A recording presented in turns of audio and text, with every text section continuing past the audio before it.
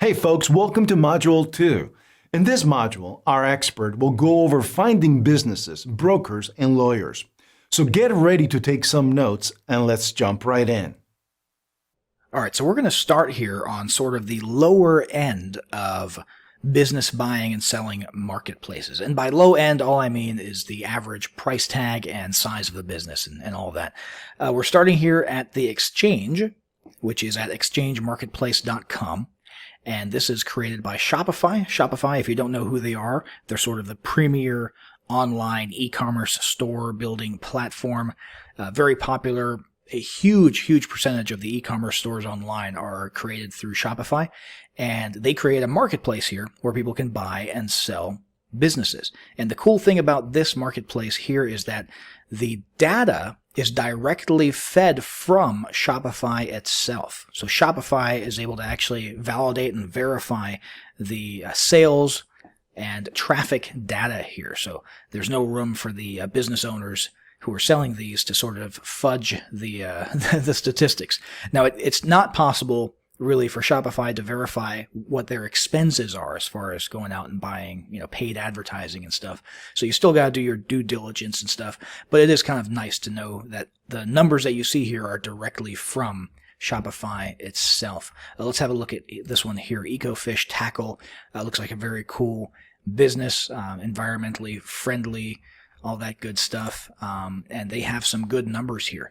So right here, their average revenue per month is 34,000. Their average sessions per month, 66,000. So they're getting a whole lot of traffic. Average profit is 11,000 per month. Now, that actually would be a pretty good deal. 11,000. Let's go ahead and grab our calculator here.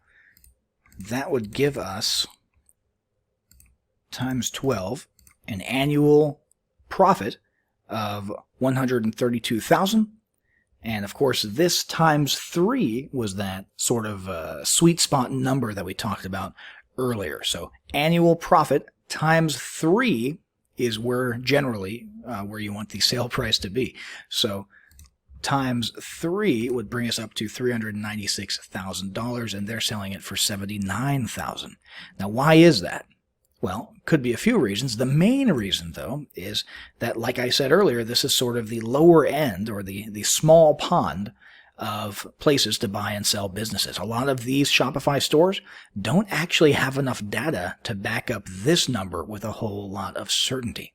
Okay, a lot of these Shopify stores are created by people who create e-commerce stores, and they're good stores, but they run them for about, 6 months or so. And in fact, here's a chart we'll have a look at in a second. And then they use those numbers, and they know, it's an integrity thing, they know that they can't go for the standard, month times 12 times 3 price tag model here, at least not in good conscience, because they don't actually have that much proof of performance. They only have, in many cases, several months of performance here. So you can read here about the business a little bit, why it was started, the reason for selling, what's involved in running it. It's most of these e-commerce stores are largely hands-off. All you're doing is maintaining ads that send traffic to them, and you've got maybe a virtual assistant who does the fulfillment and customer service and all that good stuff. Here's some more stats. We saw these ones already. 30% profit margin, average sales per month, 7,000. That's units being sold. Average revenue, sales number, would be 34,000, as we already saw. And here's the actual data that you want to look at. So clearly this site was largely dormant and not used for several months. And then they started ramping it up and bringing in all those sales here, and you kind of have to make a decision whether or not you want to pursue a store with such a short sales history. However, that's kind of the whole point of the Shopify scene, and that's also why the price is so low compared to their average profit. Again, if they actually stuck to the standard model and they had more history, you'd be paying something closer to this. In this case, the price is much lower. But you can look into this company as much as you want via the Shopify data here, and it might be a good jumping off point for inquiring a little bit further, asking more questions with the seller, and having a business broker reach out to this company and get some more data. But that's what you can expect from the exchange, from the Shopify marketplace. Next, and stepping it up a notch as far as size and price tag, is Empire Flippers. Empire Flippers is a very big database compared to the exchange, at least, as far as having large businesses, legit businesses with longer sales history and that sort of thing. You can search Empire Flippers, the marketplace here. You'll notice a lot of these businesses have what are clearly the more standard annual profit times 3 model here for their pricing. And there's a whole large spectrum of categories that these businesses exist in.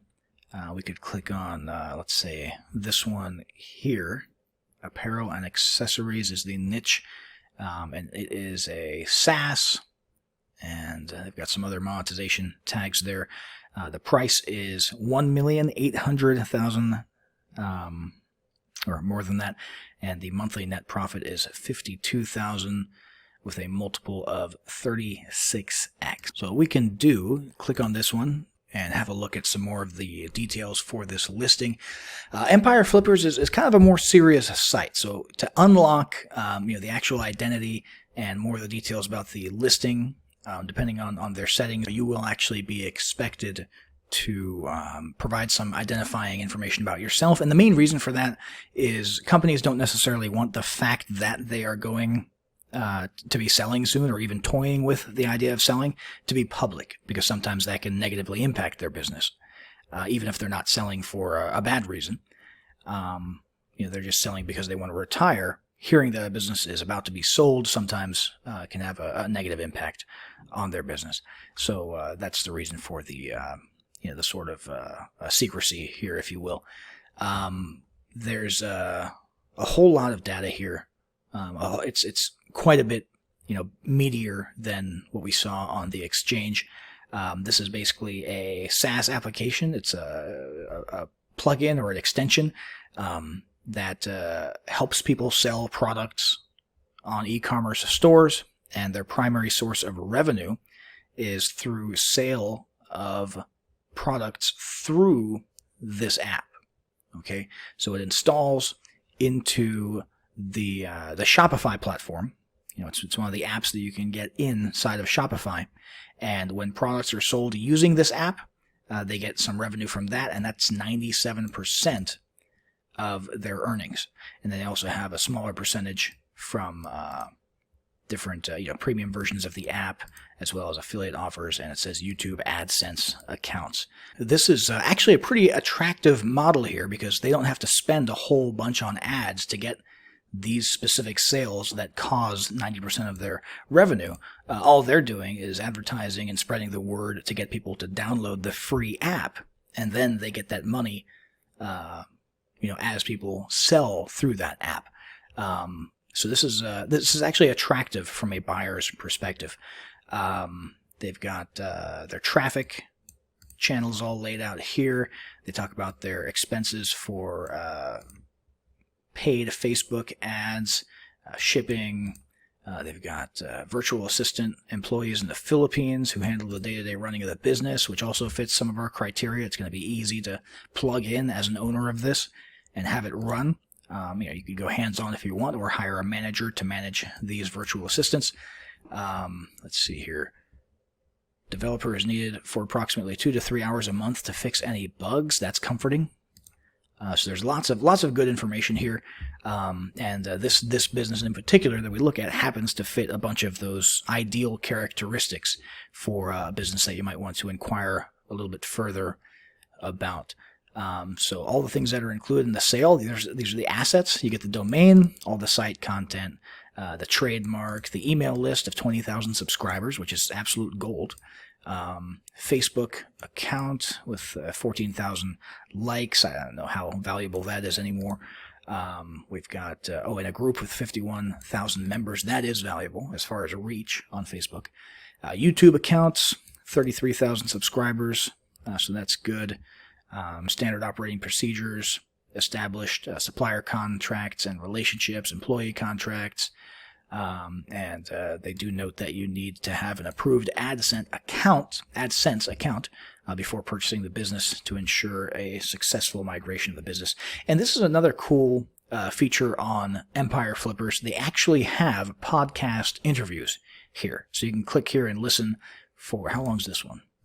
18 minutes of interviewing the owners of this business and then sort of telling the story about it. So Empire Flippers is a very, very good place to shop businesses. It's the fact that it has so much great data doesn't mean that you shouldn't do your due diligence, but it does mean that there's a lot more information at your fingertips, and you can make a better decision about which businesses are worth time looking into or having a broker look into on your behalf. The next one, this is probably the most common or most heard of one, and that's Flippa, Flippa.com. Flippa.com back in the day used to mainly be associated with buying and selling domains, and now they sell entire businesses and apps here as well. And it's got quite a bit of information. It's come a long way in the last few years. Let's click on this one right here, strobeprops.com. And so far we've been looking at pretty much only online stuff. In a moment we'll have a look at buying brick and mortar businesses as well. But here we've got a business, the asking price is $305,000, and they literally do fake money. That's what this business is. It's a prop money business, and what they sell is very cool, very real-looking bundles of cash for movies, for Hollywood movies, music videos, all that kind of stuff. Most of that stuff that you see people swimming in music videos, when the rappers are throwing the money all over themselves and stuff. That's from companies like this. And so this is a pretty cool, unique company, I should say. And it looks like they have a net profit of $10,000 per month. So that would put them at about $120,000 per year, and $120,000 times 3 would be $360,000. So they're already offering a pretty low price here for this company. And there's less in the way of verification here versus Shopify, for example, the exchange that we were looking at earlier. So when you're dealing with a site like this, you're really, it's beyond question. If you're new to buying businesses, you hire a broker and dig in and find the actual data. Here you've got financials with revenue and profit here. Big spike back in February, and that spike contributes to that average net profit per month. So if that spike doesn't happen every year, you're not necessarily going to get that average net profit, and it would be very important to figure out what caused that spike.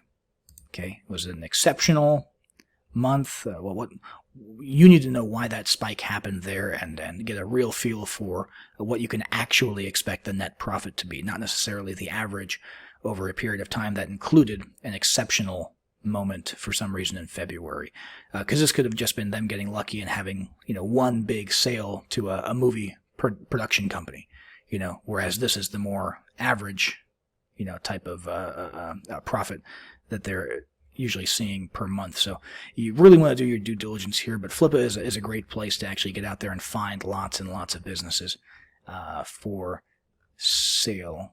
And now let's move to physical businesses. So Biz Buy Sell is a great place to find actual brick and mortar local businesses. This is the real deal. You're getting into big major purchases and acquisitions here. Let's go ahead and hit search here and have a look in the Florida area and just sort of peruse. You'll see, since you're dealing with real physical brick and mortar businesses, the prices are considerably higher, as you can see. And we'll go over how to deal with that in the funding lesson shortly here. But just one thing to be aware of is these prices are higher, and they're considerably higher than the standard annual revenue, or annual profit, times 3 model. And the reason for that is because they are bigger businesses, they're more real, at least in the sense of being tangible, and they have more history in most cases. Much more sales history, so they can charge a higher price. So as soon as you step out of the online into the physical space, there's a good chance you're going to see significantly higher prices versus their annual average profit. So this one, for example, here we have a chicken coop rental, manufacturing, and e-commerce retail business located in Tampa, Florida. To purchase this, you would have to pay $11,500,000. Their cash flow, however, is $2.6 million. 2.6 million times 3 is not 11.5. 2.6 million times 3 is more like 7.5 million, somewhere between 7 and 8 million is what that would end up being. So they're able to add a whole nother, this is probably closer here to, annual profit times 4. So, there's a different math going on here, because these are older. They can charge, 4 or 5 times their annual profit because they have more data, backing it up. Here, let's actually click here and look at the chicken coop company. So asking price 11.5. We saw their gross revenue every year is 8.5 million. And they mention here that they have 376% year-over-year profit growth. And they grow through franchising. So that's pretty impressive. They've got, let's see here, 8 years in business, and 6 years ago is when they upgraded to actually doing manufacturing, and gives you all sorts of data about the stuff that they sell, including renting out their stuff here. Lots and lots of information here about the business and what you can expect. Let's see, they've got 100% year-over-year sales growth and 376% in profit growth. So those are all good signs here. This looks like it would be a real, serious company to look into investing in. You've got 12 employees that you would be acquiring with the business, assuming that you're acquiring the employees. It's usually the case, but you want to make sure that that's actually part of the deal. And then you've got the ability to contact the seller directly here. And this guy here, Ron, is probably a broker. Can't be entirely certain, but he's probably, it's kind of like buying real estate, right? The listing agent. So this is probably a guy who specializes in selling businesses, and he's doing that on behalf of these folks in Tampa. And that's who you would be communicating with. Really, really good idea to get yourself a business broker, especially for your first several times buying businesses, if you have not done it before. You can also access a more detailed valuation report here, and you can customize it as well. And this is, it's a high ticket scene here. Purchasing these businesses, it's a lot less of the recreational browsing going on. So you do have to actually pay for the reports if you want the super duper in-depth details from Biz Buy Sell here. But as you can see, the price isn't super high. These are like, anywhere from $20 to $60 for buying these reports. But these are your options, okay, for buying businesses online and buying businesses offline. This is where you start your shopping, theoretically. And then if you want to take it to the next step, that's when you need to move into finding actual brokers, people who are actually good at this and understand everything about it and will represent you and help you with your business purchases. So let's talk about where to find them. There's a couple ways. First off, the marketplaces like this and like Flippa and Empire Flippers, they actually have their own partnerships with brokerage companies. Okay, so Biz Buy Sell, you can actually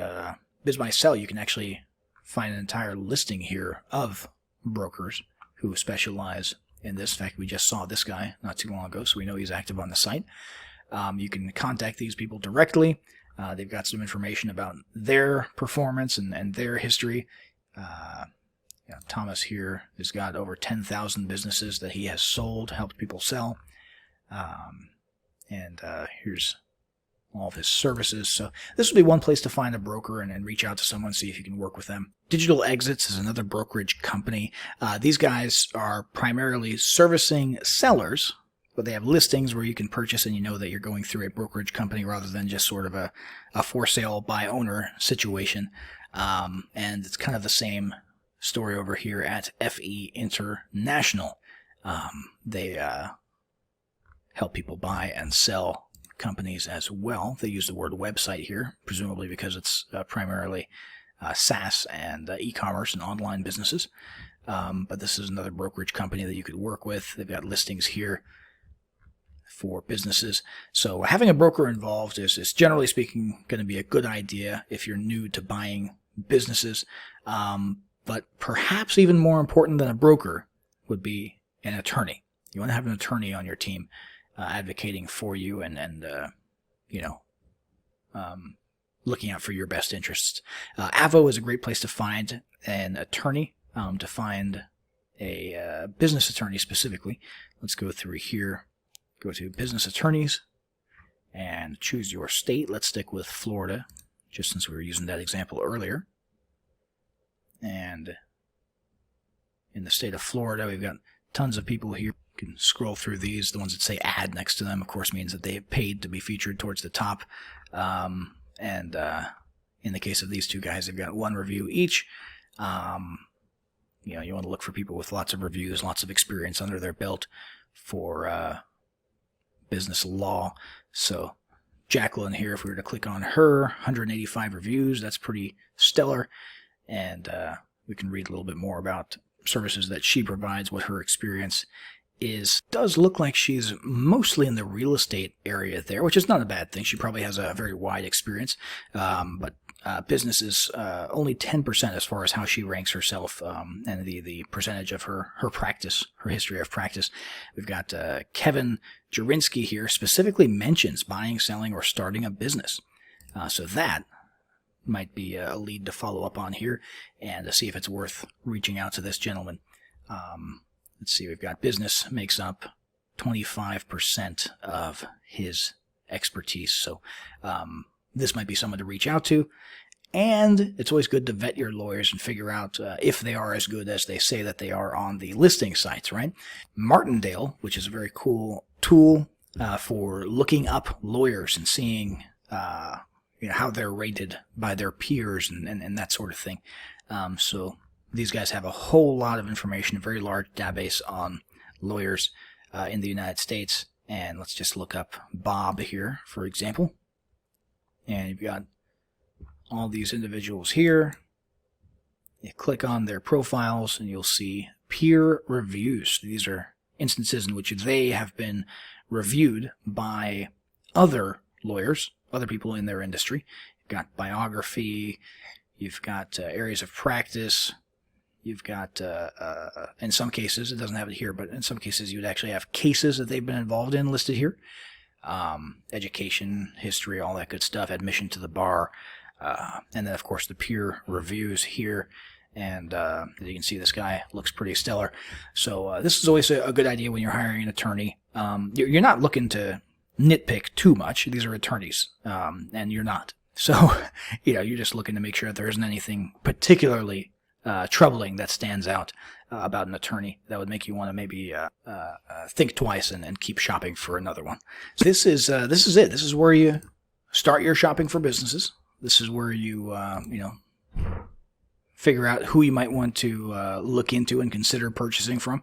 Obviously, leverage brokers, and make sure you've got a lawyer in tow if you embark on this business buying journey, okay? And now the next big question, of course, is funding. How do you purchase businesses with such high price tags, especially if you don't have a whole lot of capital on hand yourself? And we'll cover that in the next module.